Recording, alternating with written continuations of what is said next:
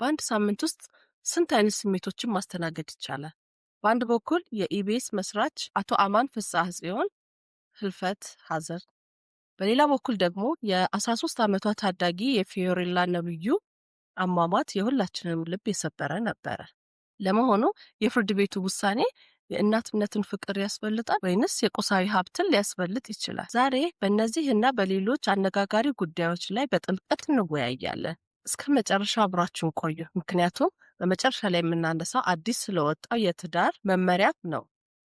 ቤተሰብ ያልሆናችሁ ሰብስክራይብ የሚለው በመጫን ቤተሰብ ሁኑ። ለሌሎች እንዲዳረስ ላይክ፣ ሼር በማድረግ እንዲሁም ሀሳብ አስተያየቶቻችሁን በኮሜንት መስጫው ላይ ያስቀምጡልን። በመጀመሪያ ግን ለኢትዮጵያ ሚዲያ ዘመናዊነት ትልቅ አሻራ ጥለው ያለፉትን የአቶ አማን ፍስሐ ጽዮን ቤተሰብ እንዲሁም የኢቢኤስ ሰራተኞች፣ ለመላው ኢትዮጵያን ሕዝብ መጽናናትን እመኛለሁ። አቶ አማን ለ26 ዓመታት ከባለቤታቸው ከወይዘሮ ማክዳ አሰፋ ጋር የገነቡት ህይወትና ድርጅት ለሁላችንም አርያ ነው። ኢቢኤስ ማለት በውስጡ ማክዳ አሰፋ ናቸው ተብሎ እስኪመሰከር ድረስ የሴት ልጅ ብርታት ከስኬት ጀርባ ያለውን ሚና አሳይተውናል። አቶ አማን በ2001 ዓ.ም ስራውን ሲጀምሩት ብዙዎች እንደ ቀልድ አይተውት ነበር። ዛሬ ለብዙ ዜጎች የስራ ዕድልን የፈጠረ እና የቴሌቪዥን ስርጭት በሀገራችን በሰፊው እንዲሆን የታገለ ጀግና ነው። ይህ ታሪክ የሚያስተምረን ራዕይ ካለ ፈተናዎችን አልፎ ስኬት ላይ መድረስ እንደሚቻል ነው። ወደ ቀጣዩ መረጃችን ስንሸጋገር ራሷን ያጠፋችው የ13 ዓመቷ ታዳጊ ፊዮሬላ ነብዩ እንግዲህ በዚህ ሰዓት በርካቶችን ልብ በሀዘን አርሳለች። እጅግ በጣም አሳዛኝና አስደንጋጭ የሆነ ዜና ነው የምነግራችሁ። በቲክቶክ እንዲሁም ደግሞ በጓደኞቿ ጫና ምክንያት ራሷን ያጠፋችው ፊዮሬላም እንግዲህ አባቷ እሷን በተመለከተ አንዳንድ አስተያየቶችን ሲሰጥ እንዲሁም ደግሞ የተሰሙትን ነገሮች ጭምር ሲናገር ነበረ። ፊዮሬላም እንግዲህ 13 ዓመቷ ነው።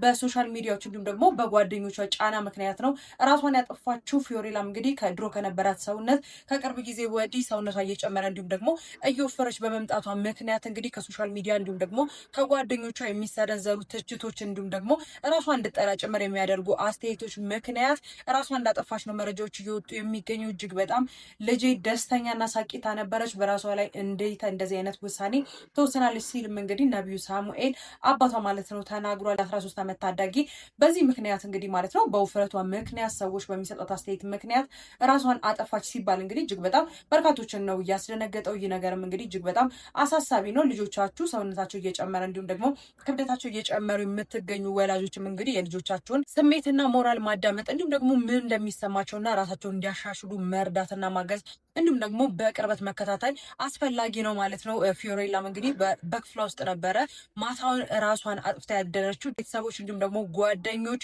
በተለይ ማለት ነው ጥንቃቄ እንድታደርጉ ጭምር መልዕክት ማስተላለፍ ፈልጋለሁ። እንደሰማችሁት ነው። በጣም አሳዛኝ ታሪክ ነው። ፊዮሬላን ያጣናት በገመድ ነው አይደለም፣ በቃላት ጥቃት ነው ፊዮሬላን ያጣናት። ይህ አጋጣሚ ለሁላችንም ወላጆች ከባድ የቤት ስራ ነው የሰጠ። ብዙዎቻችን ሰላም ለማግኘት ስንል ወይ አንድ ስራ ለመስራት ስንል ለልጆቻችን ስልካችንን እንሰጥ። ያ በጣም ትክክል እንዳልሆነ ነው እየተረዳን ያለ ነው። ስለዚህ ከዛ ነገር መቆጠብ መቻል አለብን። ልጆች በስንት እድሜያቸው ነው ስልክ መያዝ አለባቸው የሚሉት ባለሙያዎች? እንግዲህ ባለሙያዎች እንደሚሉት ከሆነ ልጆች ከ14 ዓመት በታች ስማርትፎኖችን መያዝ እንደሌለባቸው ነው የሚናገሩት። በጣም አስፈላጊ ሆኖም ከተገኘ ያንን ስልክ ስንሰጣቸው በወላጅ ቁጥጥር ስር መሆን መቻል አለበት። ወላጅ ኮንትሮል ማድረግ አለበት። ልጄ በዚህ ስልክ ምንድን ነው የሚጠቀመው? ምን እያደረገ ነው ያለው? ምን እያየ ነው? እና ስንሰጠውም ያንን ስልክ ለግሉ ብቻ እንደሚጠቀምበት ሳይሆን በእኛ ቁጥጥር ስር እንዳለ ግልጽ አድርገን መንገር መቻል አለብን እና ያንን የሚጠቀሙትን አፕሊኬሽኖች ራሱ ውስን ማድረግ አለብን እና በይበልጥ ደግሞ ምን እያዩ ነው? ምን እየሰሩ ነው? ከፍተው የሚያዩት ነገር ለእነሱ ምንድነው የሚመስላቸው? እውነት ነው የሚመስላቸው። ያንን ነገር ለመሞከርም ይፈልጋሉ። ስለዚህ በዛ ላይ ደግሞ የሚደርስን ጥቃት መቋቋም ነው የሚያቅታቸው። ሌላው ደግሞ ምንድነው የልጄ ጓደኞች እነማን ናቸው? ቤተሰባቸው፣ ስማቸውን ብቻ ማወቅ አይደለም፣ ምን አይነት ተጽዕኖ ይፈጥራሉ? እንዴት ነው እድገታቸው፣ ሁኔታቸው፣ በግቢ ውስጥ በትምህርት ቤት ግቢ ውስጥ ያላቸው መግባባት፣ አስተማሪዎቻቸውን በቃ እዚህ ጋር ጥልቅ የሆነ ክትትል ያስፈልገናል ማለት ነው ለልጆቻችን። እና ጓደኞቻቸው እነማን ናቸው? በይበልጥ ደግሞ ከጓደኞቻቸው ጋር እና ሌላው ደግሞ ዋናው ነገር ግልጽ የሆነ ውይይት ያስፈልጋል። በቤት ውስጥ ግልጽ የሆነ ውይይት። ለምሳሌ አሁን ትምህርት ቤት ውለው በሚመጡ ሰዓት ለልጆቻችን በቃ ስልክ ይዘን ቁጭ ከምንል እኛም 15 ደቂቃም ቢሆን ውሎ እንዴት ነበረ? ውላችሁ ላይ ምን አጋጠማችሁ? ስለ ውሏቸው መወያየት ኢቭን ያንን አውጥተው እንዲነግሩ ማለት ነው። እኛ የነበረን ውሎ ቅድሚያ መንገር ለነሱ እንደዚህ አይነት በምን አይነት ወይ መግለጽ እችላለሁ የሚለውን ራሳቸውንም በደንብ እንዲያዳብሩ ይረዳቸዋል። ስለዚህ በዋነኝነት ከልጆቻችን ጋር በግልጽ መወያየት ያስፈልጋል። ስንቶቻችንን አሁን የስንቶቻችን ወላጆች ነን ትምህርት ቤት እንዲህ ደረሰብኝ ብለው ግልጽ ሆነው ሊነግሩን የሚችሉት? እስኪ ራሳችንን እንጠይቅ። ካሁን በኋላ ግን ልጆቻችንን አቅርበን በጥሩ ተወያይተን ግልጽ የሆነ ውይይት አድርገን ይሄ የሆነው በዚህ ምክንያት ነው፣ ይሄ በሆነው በዚህ ምክንያት ነው፣ እዚህ ላይ የምታዩት ነገር ሁሉ እውነት አይደለም። ስለዚህ ይሄን እያለን ግልጽ የሆነ መረጃዎችን መስጠት፣ ንግግሮችን፣ ውይይቶችን ማግኘት እና ስለ ቀን ውሏቸው ደግሞ ማወቅ፣ ስለ ቀን ውሏቸው በደንብ ማወቅ አስፈላጊ ነው ብዬ እገምታለሁ። ሌላው ለ6 ወራት ሲያከራክር የነበረው የድምፃዊ ዮሴፍ ገብሬ ጆሲ እና የቀድሞ ፍቅረኛው ሶሲ ግርማይ የፍርድ ውሳኔ ነው። እንደምታውቁት ድምፃዊ ዮሴፍ ገብሬ ከድምፃዊነትም ባሻገር በርካታ ስራዎችን የሰራ እንዲሁም በሚዲያው ዘርፍ ላይ ከፍተኛ አሻራ አለው። በዚህም የቀድሞን ጄቲቪ በመመስረት ብዙ የመዝናኛ ፕሮግራሞችን ሲሰራ እናውቀዋለን። ከዚህ በተጨማሪም በሆቴሉ ዘርፍ አበርክቶ አድርጓል። ጄ ሪዞርት አዳማ በጣም በርካታ እንግዶችን የሚቀበል በሆቴልና በቱሪዝሙ ዘርፍ የራሱን የሆነ አሻራ እያስቀመጠ የሚገኝ የትልቅ ድርጅት ባለቤትም እንደሆነም ነው የምናውቀው። አሁን ደግሞ በዚህ ሰዓት ጄኤፍኤም የሚል ሚዲያን አቋቁሞ በሬዲዮ ዘርፉ ደግሞ የራሱን አበርክቶ እየሰራ ይገኛል። ከወራት በፊት ደግሞ ከቀድሞ ፍቅረኛው ጋር በተፈጠረ አለመግባባት ምክንያት ስሙ ሲነሳ ነበረ። ከቀድሞ ፍቅረኛው ልጅ እንዳለ የሚነገረው ጆሲ ከልጃቸው ጋር በተገናኘ ነው እስከ ፍርድ ቤት ድረስ የደረሰ ውዝግብ የገጠማቸው። ከዚሁ ጋር ተያይዞ የቀድሞ ፍቅረኛ ያስተላለፈችው መልእክት በጣም አነጋጋሪ ሆኗል። ጭካኔ፣ ማስመሰል፣ ውሸት፣ ክፋት መልክ ቢኖረው አንተን ይመስል ነበር በማለት በራሷ የፌስቡክ ገጽ ያስቀመጠችው ሶሲ ግርማይ ናት። የጆሲ የቀድሞ ፍቅረኛው አሁንም ፈጣሪ ይፍረድብህ ስትል ሀሳቧንም አኖራለች። በድምፃዊ ጆሲ እና በቀድሞ ፍቅረኛው ሶሲ መካከል በልጅ አስተዳደግ ጉዳይ የነበረው ክርክር በጆሲ አሸናፊነት ነው የተጠናቀቀ ይለናል መረጃው። ይህንን ተከትሎ ሶሲ ግርማይ በፌስቡክ ገጿ ላይ እንዲህ ስትል ገልጻለች።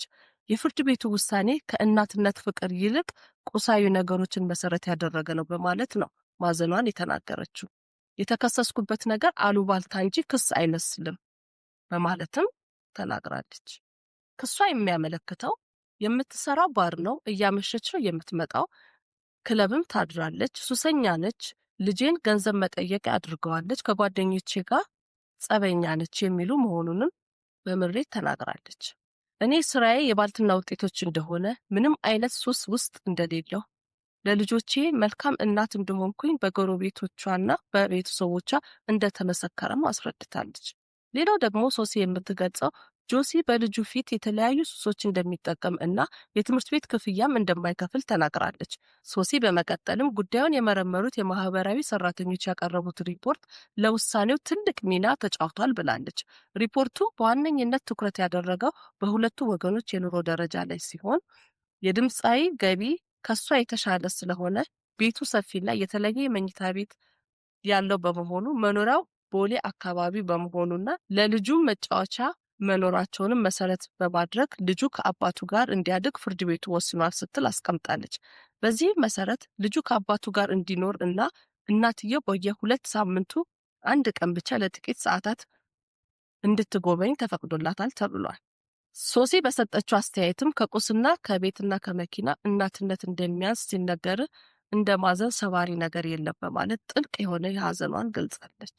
በጠበቋ ሰብለ አሰፋ አማካኝነት ስትከራከር ብትቆይም ውጤቱ ግን እናትነትን የገፋ ነው በማለት ነው ሀሳቧን ያስቀመጠችው። በዚህ ሰዓት በሆስፒታል ውስጥ እንደምትገኝ የገለጸችው ሶሲ እውነታውን ከፈጣሪ ጠብቃለሁ የሚል መልእክቷን እንዳስቀመጠች ነው ይኸው ያገኘነው ጽሑፍ የሚያመላክተው። በዚህ ሰዓት የተሰማ መረጃ አለ። ማንኛውም ሰው ትዳር ለመመስረት ሲወስን ስልጠና ግዴታ ሊሆን እንደሆነ ተነግሯል።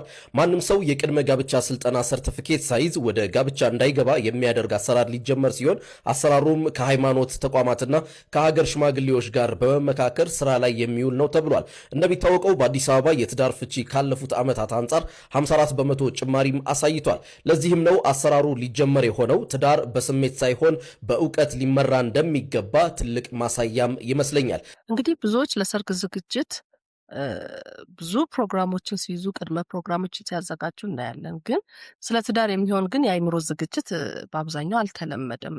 ትዳር በእውቀት መመራት ያለበት ትልቅ ተቋም ነው። ይህ ስልጠና ለሰዎች መቻቻልን፣ ኃላፊነትን፣ ትዕግስትን ያስተምራል ብዬ አስባለሁ። እንግዲህ ሌላው ጥያቄ ደግሞ ስልጠናው ብቻውን የፍቺ መጠንን ሊቀንስ ይችላል? የማህበረሰቡም አይምሮ መለወጥ አለበት ብዬ አስባለሁ። ለቫላንታይንስ አቤል ወይስ ገመቺስ? ማንንም አንፈልግም እንደ ይህንን ቲክቶክ እኮ በጣም ብዙ ቲኔጀሮች ያዩታል አይደለ? ስለዚህ ለምንድን ነው የሀብታም እቃ ልታደርጓቸው ቪዲዮ የምትሰሩት? አቤል እንዲያደርግልሻል፣ ገመችስ እንዲያደርግልሻል። ከአቤልና ከገመችስ ማን ይሻልሻል እንዴ? ሁሉም እኮ ራሱን ችሎ፣ ሴት ልጅ ራሷን ችላ ራሷን ተምራ ሰርታ ገመችስን መሆን ትችላለች እኮ አይደል እንዴ? ስለዚህ አንዳንዴ እንደ ትሬንድ የተጀመረ ነገር በእውነት በጣም ትውልዱን እየገደላችሁ ነው ያላችሁት። አላማ የኖረው እንጂ አቤልም ቢሆን ይመቸናል። ዋናው አላማ ነው፣ መስራት ነው። ግዴታ አይደለም ፋንሲ የሆነ ሽምግልና፣ ግዴታ አይደለም ፋንሲ የሆነ ቤት መኖር፣ ግዴታ አይደለም ፋንሲ የሆነ መኪና መንዳት። እንደዚህ አይነት መኪና የሚነዱ ሰዎች፣ እንደዚህ አይነት ቤት ውስጥ የሚኖሩ ሰዎችን ጉድ ታሪክ ስለማታውቁ ነው። እና ሶሻል ሚዲያን በጣም ብዙ ሰው ይከታተላል። በጣም ብዙ ቲኔጀሮች አሉ ቦይፍሬንድ መያዝ የሚፈልጉ